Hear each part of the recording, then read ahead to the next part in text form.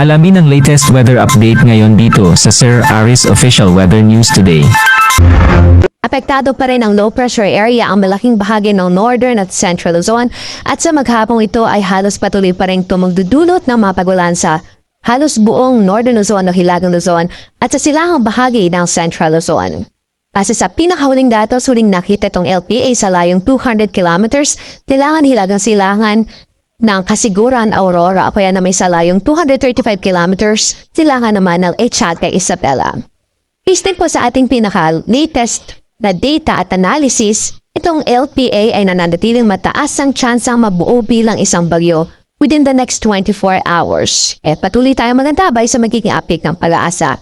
Bukod dyan dahil sa close proximity nitong LPA o dahil malapit nga po ito sa ating landmass, kapag nabuo po ito bilang isang bagyo o tropical depression ay agad-agad tayong magtataas ng tropical cyclone wind signals sa silangang bahagi ng northern at central Luzon. Kaya't magantabay po tayo sa magiging update ng pag-asa mula dito sa weather forecasting section ng pag-asa. Based din po sa ating pinahuling analysis, within the next 24 hours ay magiging mabagal ang pagkilos nitong LPA at mataas pa rin ang tsansa na lumapit po ito sa ating kalupaan.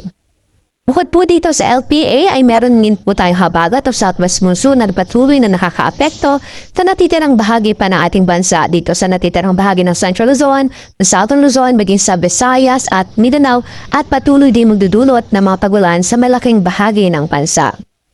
Lalabas naman na ating area of responsibility within the Tropical Cyclone Information Domain, meron din tayong na-monitor na bagyo at huling nakita ito sa layong 2,660 kilometers, hilagang silangan ng extreme northern Luzon.